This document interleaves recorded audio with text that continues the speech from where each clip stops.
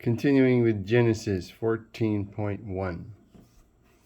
And it came to pass in the days of Amraphel, king of Shinar, Arioch, king of Elasar, Kedorlaomer, king of Elam, and Tadal, king of Goyim, that these made war with Bera, king of Sidom, and with Bersha, king of Amorah, Shinaav, king of Admah, and Shemever, king of Zeboim, and the king of Bela, which is Zoar.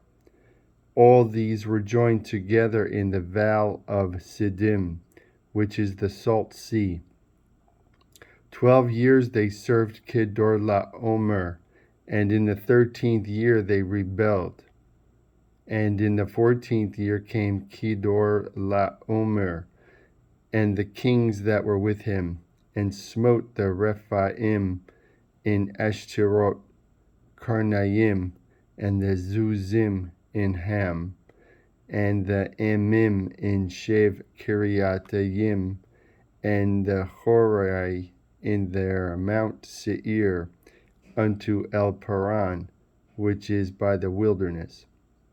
And they returned and came to En Mishpat, which is Kadesh, and smote all the country of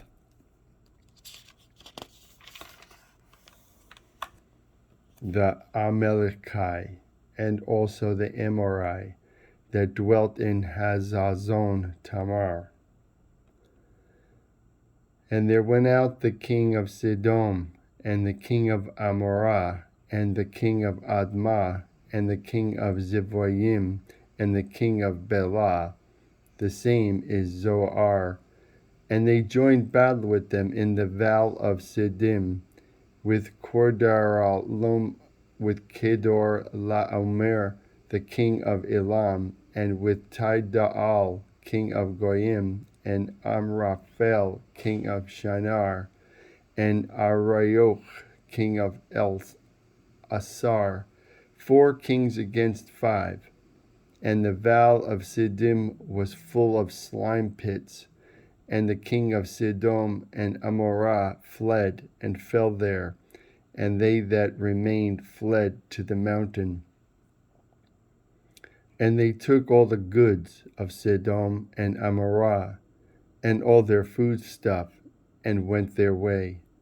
And they took Lot, Avram's brother's son, who dwelt in Sidom, and his goods, and departed.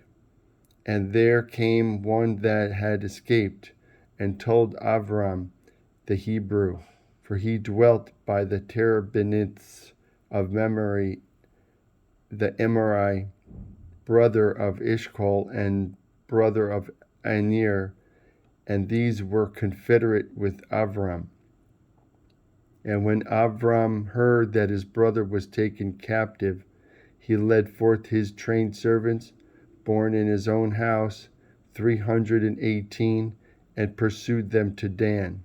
And he divided himself against them, he and his servants by night, and smote them, and pursued them to Hovah, which is on the left hand of Damascus. And he brought back all the goods, and also brought back his brother Lot, and his goods, and the women also, and the people. And the king of Sidom went out to meet him after his return from the slaughter of Kedorlaomer, and the kings that were with him, at the valley of Shav, which is the king's Dale, which is the king's Dale. And Malchizedek, king of Shalem, brought out bread and wine, and he was a priest of the Most High God, and blessed him, and he blessed him, and said, Blessed be Avram of the Most High God, possessor of heaven and earth, and blessed be the Most High God, who has delivered thy enemies into thy hand. And he gave him a tithe of everything. And the king of Sodom said to Avram, give me the persons and take the goods to thyself.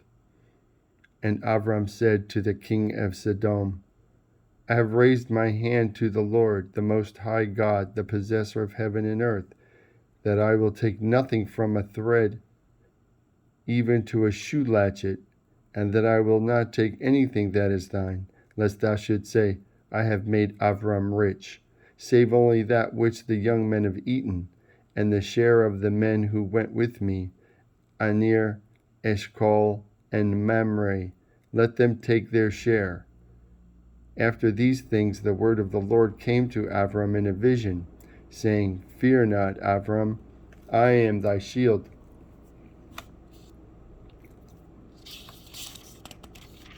Thy reward will be very great. And Avram said, Lord God, what wilt thou give me, seeing I go childless? And the steward of my house is Eliezer of Damasek.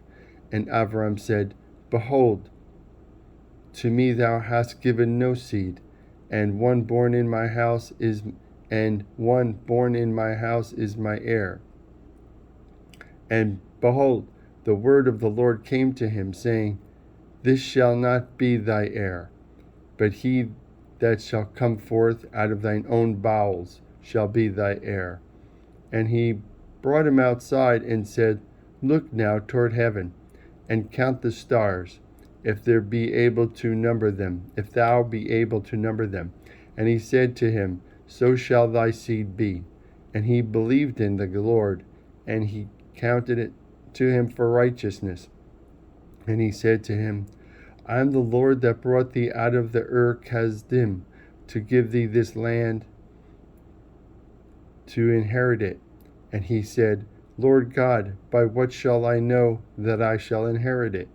And he said to him, Take me a heifer 3 years old, and a goat 3 years old, and a ram 3 years old, and a turtle dove, and a young pigeon. And he took to him all these, and divided them in the midst, and laid each half against the other. But the birds he divided not. And the eagle came down upon the carcasses, and Avram drove them away. And when the sun was going down, a deep sleep fell upon Avram. And lo, a horror of great darkness fell upon him. And he said to Avram, Know surely that thy seed shall be a stranger in a land that is not theirs, and shall serve them, and they shall afflict them 400 years.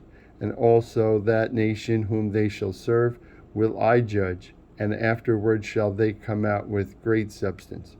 And thou shalt go to thy fathers in peace. Thou shalt be buried in a good old age. But in the 4th generation they shall come back here. For the iniquity of the Amorite is not yet full. And it came to pass that when the sun went down, and it was dark, behold, a smoking furnace and a burning torch that passed between those pieces. In the same day the Lord made a covenant with Avram, saying, To thy seed have I given this land, for the river of Mitzrayim, to the great river, the river Perat, the Kenai, and the Kenizai, and the Kadmonai, and the Hittite, and the Perizzai, and the Rephaim, and the Emorai, and the Kenaani, and the Girgashi, and the Yevusi. Now Sarai, Avram's wife, bore him no children, and she had a Mitzrayim handmaid, whose name was Hagar.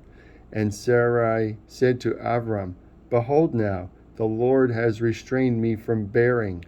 I pray thee, go into my maid.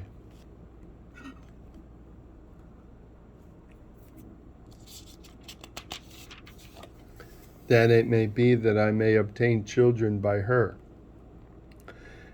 And Avram hearkened to the voice of Sarai. And Sarai, Avram's wife, took Hagar, her maid, the Mitzrayim, after Avram had dwelt 10 years in the land of Canaan, and gave her to her husband, Avram, for a wife. And he went into Hagar, and she conceived. And when she saw that she had conceived, her mistress was despised in her eyes. And Sarai said to Avram, My wrong be upon thee. I have given my maid unto thy bosom. And when she saw that she had conceived, I was despised in her eyes. The Lord judge between me and thee. But Avram said to Sarai, Behold, thy maid is in thy hand. Do to her as it pleases thee. And when Sarai dealt harshly with her, she fled from her face. And an angel of the Lord found her by a fountain of water in the wilderness, by the fountain on the way to Shur. And he said, Hagar, Sarai's maid, whence comest thou? And whither wilt thou go? And she said, I flee from the face of my mistress Sarai. And the angel of the Lord said to her, Return to thy mistress, and submit thyself to her hands. And the angel of the Lord said to her, I will multiply thy seed exceedingly, that it shall not be numbered for multitude. And the angel of the Lord said to her, Behold, thou art with child, and shalt bear a son, and shalt call his name Yishmael, because the Lord has heard thy affliction.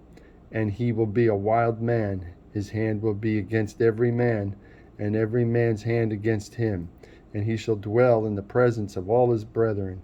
And she called the name of the Lord that spoke to her,